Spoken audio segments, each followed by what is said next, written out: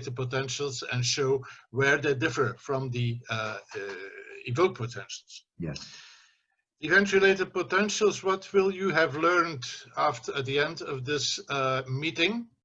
Well, how to extract these very low voltage ERPs from the ongoing high voltage background EEG. That will be a very important topic. And what will be the differences between the stimulus related, what we call the neurological evoked potentials, EP, and event related potentials. Some people call them slow potentials, other people call them cognitive evoked potentials. Let's relate them to event-related potential. I think this is a better definition.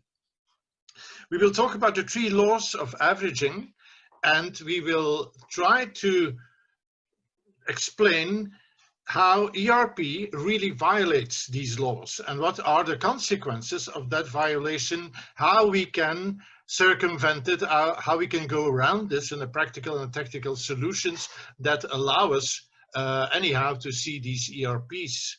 But it's important to know that aspect. We will talk about a topic that is very hot for Stephen Luck. Stephen Luck is about the base of reference if you speak on evoked ERPs, event-related potentials. It's Stephen Luck from Davis, California. And he talks about the difference between the peaks and the components. Components being the networks in the brain that generate the evoked potential, that generate the ERPs. And then we'll have to, it's unavoidable, it's like debt and taxes, you can't avoid filters. And filters are a bit of a technical stuff, so we will not be too technical about this and not talk about butterworth filters and fur and high-fur filters, but we will try to give some very important aspects on the influence of filters on the ERP amplitudes and latencies, just like small topics. And then we discuss and we have questions, I think, about the clinical use of some of these important types of event-related potentials, like the P300, P50, mismatch negativity, the contingent negative variation, and the other ones. Okay, let's crash into it. I won't go too much into history, but just as a way of introduction, it's important to remind you that it was a psychiatrist, Hans Berger, who was considered the father of EEG. And it was in 1964 that the American Gravewalter developed the first ever evoked potential, which was the CNV. And a year later, Sutton and others were considered, or can be considered, the fathers of P300. From there on, it took off. If you look at Gravewalter, who was a very big man also in cybernetics, it's nice to see the devices and the machinery he needed to do quantitative EEG analysis. And if you compare this to our small laptops and even tablets we have today, where we can do all this stuff now in real time, it's the evolution of our techniques are very much dependent on the evolution of the computer, the CPUs, the GPUs, and the programming languages, and that take a use of all this new technical power that we have. But the ideas were already present there. And what he developed first was the contingent negative variation. And this is an evoked potential that is not always well known, and I use the occasion to start with it. Normally it would come at the end of the presentation, but I start with it to tribute to Gravewalter. And CNV is in fact negative, and again we will talk about polarity. We cannot go around polarity. It's a negative, it's a rising cortical direct current shift between two stimuli called stimulus 1, S1, and stimulus 2 called, of course, S2. The S1 is like a warning stimulus. It's telling you, get ready. Within some milliseconds, you will have to do something. And that what you have to do for the patient is push a button every time you have an imperative S2 stimulus. So the first stimulus can be like a light flash or a sound. I use in my presentation and my setup, I use a sound, which means get ready, and then go. When the lamp flashes, they have to push the button to extinguish the lamp. So that's a very simple setup. And contingent, it took me a long time before I understood where the term came from. Contingent means just that it is linked to the warning, it is contingent to the warning stimulus. That's the only explanation for C, for the C in CNV, contingent to the warning stimulus, and it's cut down by the imperative S2 stimulus. And it's a trait, it's an important evoke potential of event-related potential, because it's can be considered as a trait biomarker in autism and schizophrenia, and a state parameter, excuse me, in etylic addiction. And there has been a lot of modern work done on that. When people think, well, the CNV, there's an old potential, there's not much evolution in that. That's not the truth. But the evolution is not always well known. And one of my colleagues, Daniel Dumoulin, who works in Belgium in Ostend, has done a lot of progressive work on that, called the cumulative curve. I will come back to this. But talking about this is not as, cannot illustrate, you better see some pictures. And here we have the contingent negative variation. Negative is here upwards. This is the warning stimulus, the S1, which can be a sound or a flash or whatever you make it. Then you see this rising DC potential until you have the second, the imperative stimulus, and the response of the patients. And you can use this, of course, to measure the very simple reaction times. I always use this for measuring the reaction times. Here you have it again.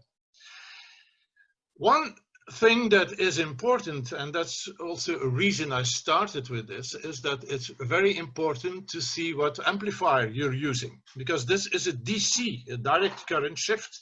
So if you're using an amplifier who has no DC connection, or if you're using a low pass, high pass filter with a cutoff of, let's say, 1 or 2 hertz, then you will never be able to see the CNV. So here we see immediately that what we want to measure can be very dependent on the hardware and the software that we use. And one must be aware of the characteristics of the event-related potentials in order to have our filters and things adapted to what we need. And a second important thing is that these people say, well, event-related potentials, they're not very important. They are. They are because they have all, the CNV has had tremendous reverberations in philosophical discussions on free will. And that is caused by Libet, who did a lot of experiments, and you will have heard about this, on the fact that this CNV is rising already in the brain of patients before, there's a lot of discussion about this, but what he said, this rising before the patient is conscious that he will do a movement. So it's really the brain that dictates what the patient will do. So there's a lot, I think millions of mails and podcasts and whatever have been devoted to this, but it means that event-related potentials do have a lot of importance and a lot of reverberations in other fields of science, and it's called neurophilosophy. It's also known as the Motorbereitschaftspotential in Germany. ERP research is very much alive. I just point out to a book that is freely available, and I will send all these slides to Thomas at the end of the presentation so you can distribute them, and all the links that are linked to that. So it's freely available, and it's in that book on event-related potentials that my good friend Daniel Dumoulin, who works now in Ostend, and who is now involved in a very original investigation on cognitive dysfunction from people who had fume accidents in while flying in the cabins of airplanes. Sometimes we have fume accidents, and the companies say that these fumes are harmless, but he has been able to, with evoke potential, with event-related potentials, and with QEEG, to prove that there is clearly a cognitive problem in patients who have been subjected to this accidents. So here we have, again, this very clear evoke potentials. And his publication is completely free. You click on the link and you can see the new evolutions. He called it cumulative curve. It's a bit too complex to explain here, but you can look it up and you can apply it for yourself.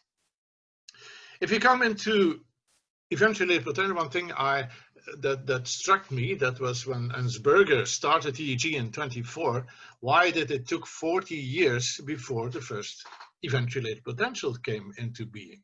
40 years is quite a long delay, and maybe it's the machinery, and I'm sure it's the machinery at that time, because as has been explained already this morning, evoked potentials and event-related potentials have, compared to the background EEG, a very low amplitude. And I use this image, which is quite an exaggeration, of course, but just to push it into memory, that they are very small compared to the background EEG. Of course, the relationship and the ratio is a bit less dramatic as depicted here. We could say that these potentials are about, well, 2 to 10 microvolts, while ongoing EEG could be 25, 50, or even sometimes higher, depending on the variation. So what we need to extract them from the background of the ongoing EEG activity are averages. And averages in the beginning of this field were hardware, but now they are, again, thanks to our computers, again, thanks to Microsoft, thanks to Intel, thanks to the other producers of chips and graphic NVIDIA, for instance, because the graphic processor units are, GPUs, are quite powerful and allow us to do parallel processing, extract them from this background ongoing activity. And just to explain this in a very simplistic way, imagine this little child who is a prodigious child, who is like a little robot, and she throws stones always in the same place, always. Each stone just hits the target in the same place. And we know that where it hits the target, there will be waves coming up. These are the evoked waves, these are the evoked potentials. And notwithstanding the situation of the water she throws it in, even if it's a very rough sea, we know that we have these little waves where the stones hit the water, but we will not be able to see them because it will be completely hidden in the ongoing activity. And the ongoing activity, the rough sea, that is in fact our EEG. So we need to extract them, and this is the principle of averaging that became really possible thanks to the digitizing of the EEG. So what we do in averaging is we do like an algebraic sign summation of all the digitized epochs of our EEG, and epoch being part of the EEG signal. For instance, I take about 150 or 200 milliseconds before the stimulus to 800 or more milliseconds after the stimulus. And all the random noise will be zeroed out, because positive and negative, they will cancel each other on the long run. So that will become a flat line, while every potential, every wave that is time locked to the stimulus will be augmented and will be seen in our trace. This is the wonder of averaging, which is improving. If you speak with engineers, they will tell you it's improving the signal to noise ratio. And they are less plastic about this. It increases. So just to illustrate it, here you have an ongoing EEG, as Christophe explained this morning already with another example in the P300, the X and the O's. Here we have the epochs of our EEG, number 1, number 2, number 3. We will nicely align them on the stimulus. This is the stimulus here. We align these epochs. We do an algebraic summation, and way and behold, there we have our averaged ERP or average EP, depending on what we want to measure. And we call it, because we put all these epochs in like one basket, as Christophe told us, one ensemble. Averaging is a name that is often used for that process. Here again, in the beginning, it's very difficult to see where the peak of the evoked potential is, because there's so many peaks and they're very small compared to the ongoing activity. But if we do 5 epochs, 10 epochs, 30 epochs, we can see that the background activity tends to, asymptomatically, tends to 0 or to very, very low level, while the time-locked potential is augmented and is clearly extracted, averaged out from the background activity. That's the wonder of For instance, I have here a real EEG from a patient, one of my patients, and this was a patient who was very anxious. So the EEG was very low voltage, and if you look at the stimuli in green, you can see a little peak after this one, like here, you see it here, but it's really very, very small. It's very difficult to see, and this is one of the best cases. This is a low voltage EEG. And here I have my epochs with 150 milliseconds, sorry, 150 milliseconds before 800 milliseconds after the stimulus. And if I do the averaging process, we see a very nice, this is a brain map seen from above, we've seen a very nice extraction of the N1, the auditory evoked potential that is important. So averaging allows us to see these potentials here again. But then we have a bit of a difficult problem, a bit of a confusing problem, that is the how will we call our peaks? And the first thing, and Christophe has said it this morning, and unfortunately it's something that comes back again and again, and it is confusing, I admit it's confusing, is the polarity. Why is this confusing? Because the gestalt, the view of evoked potentials can be very different if you look at it in a positive up or a positive down way. So the first thing that I do normally is to look at the legend. What is the author, if you look, you read an article, what is the author considering to be up, and what is the author considering to be down? I still am a very old conservative guy, so I follow the old use of negative up. Other people say, well, that's a bit unnatural because normally up is positive. Okay, it's everyone for himself, and we look at the polarity and the legend. It's always very important to have this legend. But on the other hand, what we did when we programmed this, we took a reciproc, so people could choose what they wanted to be up or what they wanted to be down. And this is program, and the program is very easy. You do 1 minus, and you have an inverse of the potential. So it's all convention. There's not a good and a bad way. It's just a convention. A logical system to label the peaks would be, if we take this, the first positive one would be P1, the second is a negative one would be N1, and then so on, P2, N2, and then this seems very logical, but in the literature and in the history of event-related potential, the history that's now about 60 years old, it's people have started to use the normal latency in the term of the potential. So they say the P300. Now P3 would be okay because it's the third positive peak, but people say P300 meaning the positive potential that follows around 300 milliseconds. But of course, if you have a pathology that it's 400 or 500, then we would say the P300 is at 400 milliseconds. So it's a bit of a confusing way, but I would say I would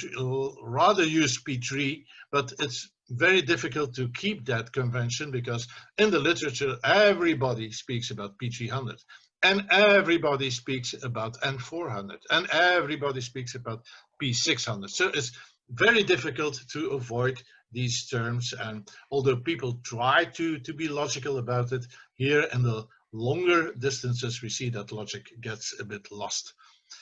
It goes to P3 and P3A. There are two peaks, two totally different peaks. People say that the P300, that does not exist. There is no P300. There's only a P3A and a P3B, and they have a completely different meaning and a completely different location. We will talk about that later on and have a different clinical importance.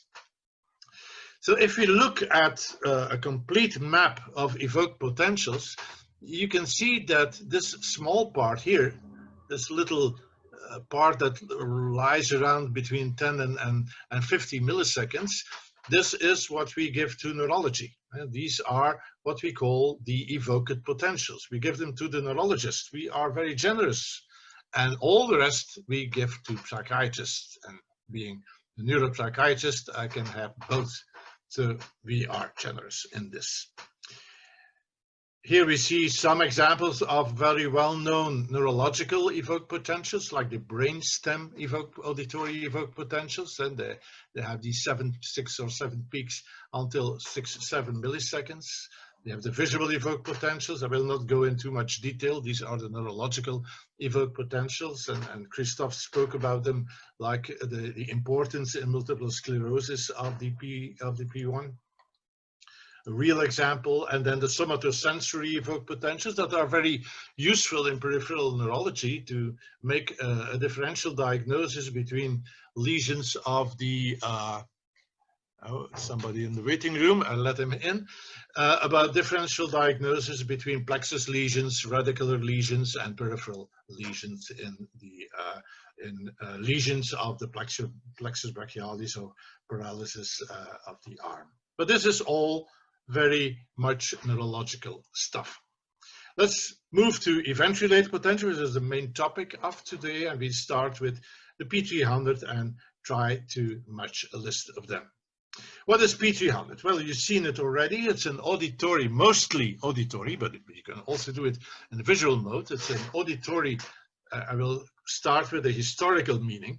The auditory discrimination task when a patient has to differentiate between 2 different tones.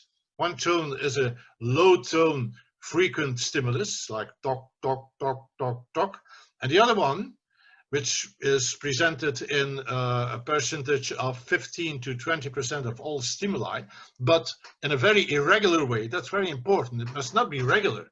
You can't have a regular frequency because the amplitude of your P300 is determined by the irregularity of the presentation of the rare stimulus.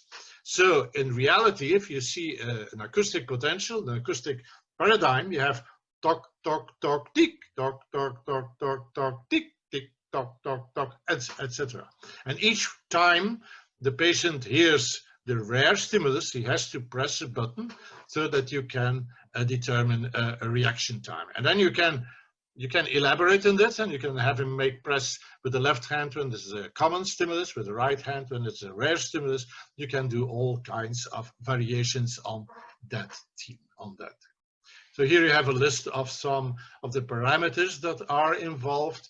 I will not go into detail of that. This is technical, and you will have it in your slides anyway to see if you want to look it up. Important is to have 2 averages. And we need an averager for the frequent events. We need an averager for the rare events. Like Christophe showed this morning with the X and the O's, you have a basket for the X's, you have a basket for the O's, we have 2 averages. And we will see in the latest developments of our technique that we even will need 3 baskets, but we will go into that further. So we do a double averaging. We have the frequent stimulus here, and we have the rare stimulus generating our P300. That consists of 2 peaks, a P3A and a P3B. And we will come back to the meaning of this double peak. Now we can, we do measure amplitudes. Amplitudes are measured to the peaks. We mean peak amplitude, and we also measure the latency from the start of the stimulus to the peak that we are interested in. And we have again here the naming conventions, and 1, P2, and 2, P3A, P3B, and sometimes this part, this negative afterwave, the slow negative afterwave that people, that not to be confounded with N400, is a thing that has been studied quite intensively by Professor Timsit Berthier, who wrote a very nice booklet on CNV and P300. It's not very thick, but it's very informative on the meaning of this potential. For instance, in depression, we see a non-closure. Here we see a closure. The slow negative afterwaves come back to the backline, but in depression, you often see that it's not closed, that it stays very long time negative. And that is linked to depression. So you have them immediately in these potentials, you have links to certain clinical symptoms, not to DSM entities, but to really psychiatric symptoms. And duration of the complex can be measured, of course, also. Now, if we go back to these principles of averaging that we illustrated, there are what we could call three principles, three laws. First of all, the time invariance, meaning that the stimulus and the response are time locked. There's a fixed interval between the stimulus and between the response. That is very important because without this principle, we could never do averaging. Second, and somebody already asked this question in this morning, there's the amplitude invariance. Amplitude invariance meaning that each identical stimulus results in an identical response. This is, without this, we would never be able to do neurological evoked potentials. And the third principle is the noise invariance, meaning that the evoked potential, or event-related potential, is independent of the background EEG activity. Otherwise, we could not do averaging. Otherwise, we could not get rid of the background activity by the averaging process. Now, these three principles are adhered to in neurology. If we do neurological EPs, we use these principles very well and very productively to extract our visual potentials, auditory potentials, brainstem potentials, and somatosensory evoked potentials. But if you go look to event-related potentials, then we see that it's not anymore the case. We see that these three principles are violated, and it's important to see what that means. So I will try to illustrate the border, made it a little bit of a caricature, the border between neurology and psychiatry, we could put at around between 10 and 100 milliseconds. Because before these 100 milliseconds, we have adherence to these three principles, where the potentials are determined mainly and practically only by the physical characteristics of the stimulus, like in BIRA, like in SEP, while in the long latency, the cognitive, the event-related potential, it's not the stimulus, it's what we do with the stimulus. It's what our brains are doing with the stimulus. The event, is it processed? Is it emotionally processed? Is it processed in another way? Cognitively processed? Is the processing that will determine the potential. And that's quite a big difference. So it's, sorry for this, and this is made in the time when I was a gamer. This is a task-related, event-related potential. It's a multi-component evoked response where attention, emotion, motivation, cognition will all influence our event-related potential that we measure at the skull. And this can lead to violations of the first law. Let me show this more clearly with an example. Also, and this is an important fact, variation is not only due to processing of the stimulus in the brain, variation can also be linked to technical factors. And technical factors, for instance, are the screen response times. It's so that everybody uses other screens. Some people use very high definition gaming screens with a very low latency, 2-3 milliseconds or microseconds resolution. Others use a tablet and other people use all the screens. So the time variation of the screen is important contribution to the jitter. So if you buy a system, you need a system that takes this into account, a system that can adjust to your screen. You cannot demand that everybody buys the same screen. That is practically impossible, but you must have a system that can measure the variance of the screen, the technical variance. Right? The processing of the stimulus could be called the biological variance, but the technical variance must be kept as low as possible. And that is important if you buy hardware, if you buy software, to look at it, to see if this can be realized by that system. And I will illustrate it here. So here we have on the left side, we have a stimulus, and this is the response. And this response is always the same, but it's not always at the same, it's not always linked. There's a little jitter in the latency of these responses to the stimulus. So if we now do an average on that complex, we will see that there's a very, very low average. And if we only trust our average, we will tend to say, oh, this patient has a very low evoke potential, very low event-related potential. Oh, his pitching 100 is very low. He has problems with attention. No way. In this case, all the evoke potentials, all the EPs are quite high and quite normal. But due to the time shift, due to the what we call in EMG terms, we call jitter, due to the jitter, we see that our averager is really faking us, giving us fake information. So it's very important to know that. And it's very important not only to know, of course, but also to find ways around that. And there are some solutions. There are some ways that has been developed, and one has been developed by the group of Scott McKee, who is very well known in San Diego, at Davis University, San Diego, California, and he is the father, the mental father of the independent component analysis applied to EEG and to ERP techniques, a very strong statistical technique. It has some minor drawbacks, but it's a very strong technique and a very, very elegant technique. I love it very much. And the ERP image, what he's doing is a very simple thing, but I think it's quite genius to do. He takes every single potential, every single epoch of EEG, and he gives every point, he displays it separately, gives every point a color from a color code from, let's say, 1 to 5. Let's say blue is negative and yellow and red is positive. It depends, you can choose your own colors. And he displays so each potential becomes a line, not a potential anymore going up and down, but a flat line with each pixel, each point, signal point, having a different color. And he draws that on the screen with a little space between so that you can see them. And I'll show you one of these ERP image displays. So this is, you can see, so here is the stimulus. He has taken about 228 realizations, potentials. Epochs are displayed here. Each epoch is just a flat line with I think 1 or 2 pixels between them.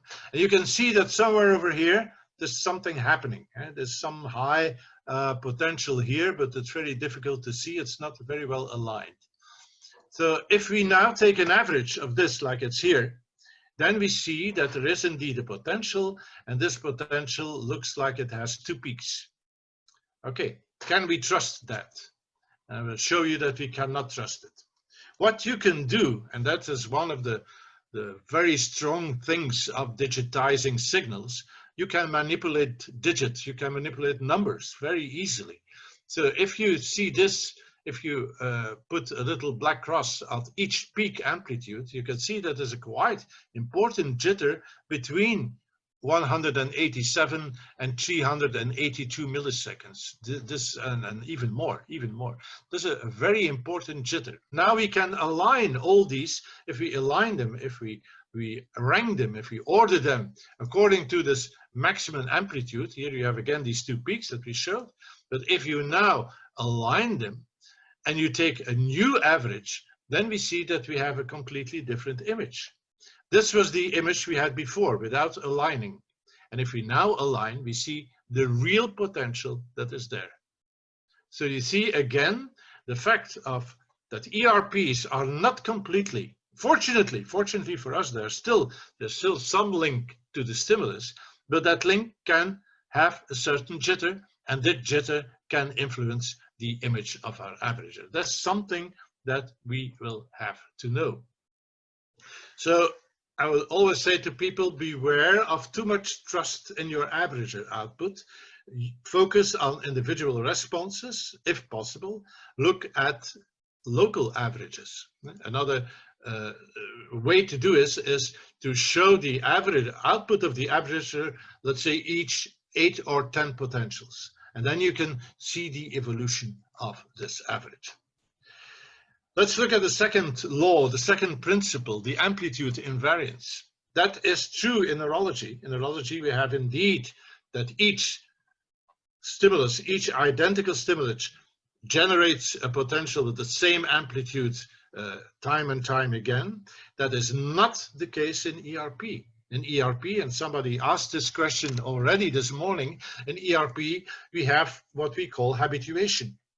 The brain that sees the same stimulus will not every time redo the process of redo the processing, and you will see that the amplitude will go down. And I remember one day I was doing event-related potentials the whole morning at my practice, and in the afternoon we had a meeting in the neurology department of the University of Ghent. And I don't know what the team was, but I saw a young neurologist that I knew well, and he was looking a bit depressed. And he was working at the lab there, and I asked him why he looks so sad. And he said, well, I'm trying the whole morning to do a P300, and that's very difficult. It doesn't work. And it was like an alien feeling for me, because I was doing the whole morning evoked potentials, eventually P300 without any problem. So I asked him, I didn't understand his complaint. I said, but it's not difficult at all. It's quite easy to do. And he said, no, because in order to increase my signal to noise ratio, I do 200, 300, 400 realizations, and didn't work. My P300s are very low. So what he didn't know was that he looked at event-related potentials by neurological glasses. Increase the number of stimuli and you will increase your signal to noise ratio. That's true in neurology. That's not true in psychiatry. In psychiatry and event-related potentials, you must take care. If you give too many stimuli, your amplitudes will go down. And I will show it later on. I give no more, I will give a paradigm of rare stimuli, like in P300, maximum that I give is 40. So 40 times 5, if it takes 20%, it's about 200 common stimuli and 40 rare, not more. If I give 200 rare stimuli, first it takes a long time for the patient, he will be bored, and then we'll see your amplitude go down very, very fast. And in a certain way, you try to do good and you get a very bad result. So that's fortunately, another topic that our computers present to us now is that not only can we do the averaging easy and fast, but sometimes we can do them in real time. So you can see the event-related potential coming, and you can stop when it's maximum. And then the noise invariance, is there somebody who wants to enter this meeting? Let me admit him. Yep. It's the noise invariance. Well, also noise invariance is, okay. Yeah, too many thousand stimulus, I talked about that. Okay. Oh, yeah. In each presentation, I come back to Handson, John Handson, who was the technical manager at Steve Hilliott's lab in University of California, San Diego, had one axioma that I always try to repeat again and again for all students, that is, there is no substitute for clean data. I switch it here because this is also true in event-related potentials work. Try to have clean data. Try to make that your patient is calm. Try to make that your technology is good. Do not rely too much on filters to weep it out. Try to have clean data to start with, and you have good potentials. That's a little secret, but very important principle. It's not always possible, but if possible, try to go for it. So is the background independent of the EP? Well, I'm sorry, no way at all. Because if you look at what is generating an evoked potential, well, there are two different possibilities. One is that it's just a temporary amplitude increase that is being triggered by the stimulus, right? like in evoked potentials. That's true. But it can also be that there is a synchronization in the phase of a certain 1 or 2 frequency bands, so that the background activation is accounting for the event-related potential, or it can be a combination of 2.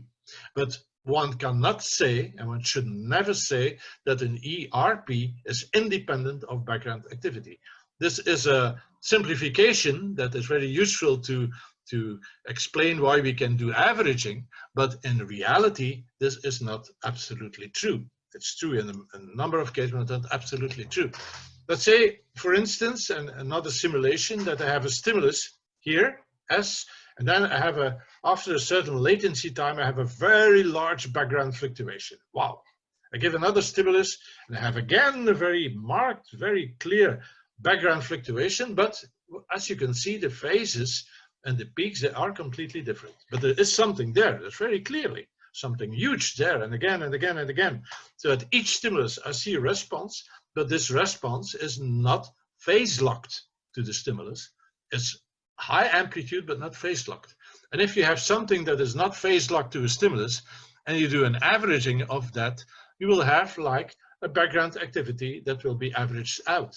And if you only see this average, you would tend to say, well, there's no reaction to the stimulus, while in fact, but in reality, there's a huge reaction to the stimulus. So again, do not have a blind trust in your averager. Be aware that some things can cause some biological variations can cause this false low output of the averager. And again, here we have this situation with the background, and if we average, we see that you can average it out. There is a clear potential, very clear, but it's not phase locked, and therefore it disappears with the background activity while it is present there. So how can we show that? How can we know if we cannot trust our averager? Well, that has been the bulk of work by people like Gert Furtscheller, who discovered really the event-related synchronization and event-related desynchronization, which are EEG patterns that reflect the true cortical activation with the surround. You have the event-related desynchronization and surrounding synchronization. And this has been, historically, this has been the basis of the brain. Oh, okay, is that okay? You hear me? Yes. This has been the basic principle of brain-computer interface, allowing, because we know if you do a motor act, if I move my arm, or I think of moving my arm, we have the same sequence of event-related synchronization, desynchronization. So this is very convenient because just thinking of the movement, doing it in my mind, will generate the same events in cortical activity so that I can take it from the EEG and use it as a steering signal for a robot or a wheelchair or whatever.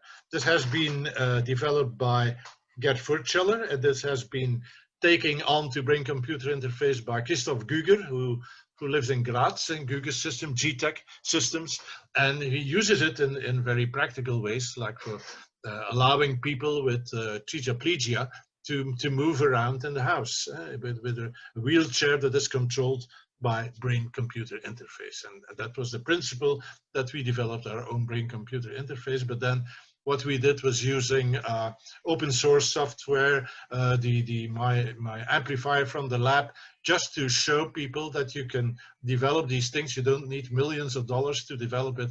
You can develop it with open source software and existing amplifiers. And it worked really well. Really well, but I must say that it was completely useless because it only works very, very well for people who are really locked in, who cannot move anything. But as long as you can move your eyes, eye tracking is much more easy to implement and to use as a steering signal. So this is it's nice to demonstrate, but and it's nice to read your thoughts in a certain way. But eye movements is much more potent. Powerful. And new, let's say some new virtual reality systems have eye tracking inside the head-mounted display, and they can track your eyes and see where you look in a scene. It's very easy to do. When I started eye tracking, it was very expensive. It costed me, to rent a system for a weekend, it costed me about 2,000 euros just to rent it for one weekend. And now a whole complete system costs about $100. So prices have come down, and this have increased the possibilities of using it in clinical work also.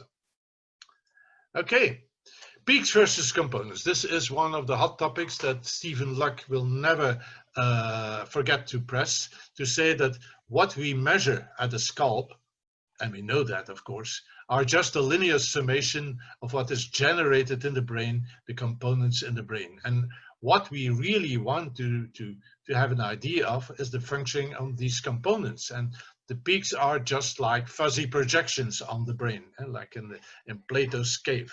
And Stephen Luck says, peaks are not important, components are. Just so what we should do in the long term, we're not there yet, what we should try to do is do our evoke potentials in a 19 or 32 or 64 channel setup, so that we can do source analysis and look at the sources, look at the components. Stephen Luck, we speak about sources, he calls it components, to see what the components are doing. And this is the goal, this is the definite goal, what networks are active or what are not active, and how do they react to stimuli. That is looking really in the brain of our patients. That would be the ultimate goal. And Stephen Luck, if you want to learn about doing really hands-on training, he has these ERP boot camps, which he organizes for many years, and it's very affordable and very practical, and San Diego is not a bad place to go, of course, but that was, of course, before the Corona times. Here you have, this is a pre-Corona picture, and this is a post-Corona picture.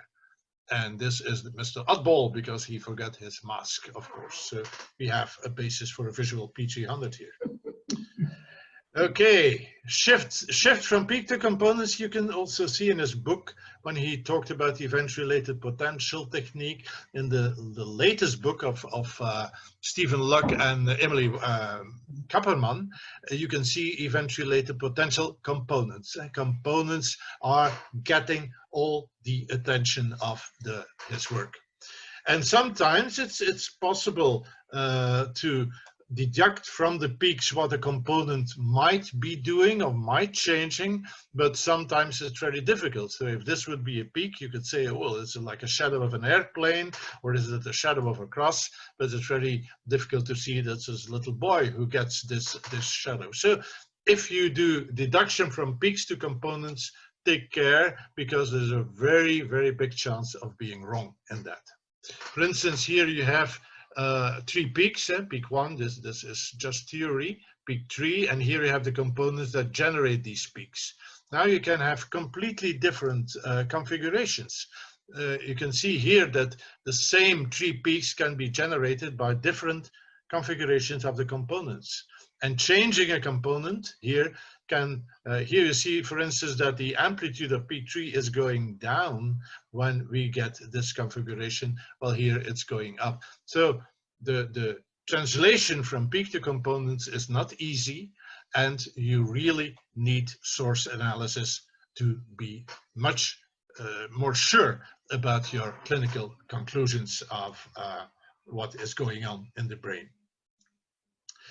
Filters are like that in Texas. They are unavoidable. We talked about it, and this is the reason that it's unavoidable. And you can see here a very clear-cut 50 hertz line noise interference, and we have to filter this out. This is ugly. We want to get rid of this peak. Okay, filters are applied at a very early stage of registration. They are applied already in the rig, and we have here the hardware filters in green, like the notch filter, the high pass filter, the anti-aliasing filter. Christoph talked about this, so to get rid of the high frequencies that could reflect in our traces. And then we have a lot of software filters that you can use and that you can set up, like the high pass, the low pass, the notch filter, band pass filters, smoothing filters for display, all kinds of filters. And this is a topic. It is a very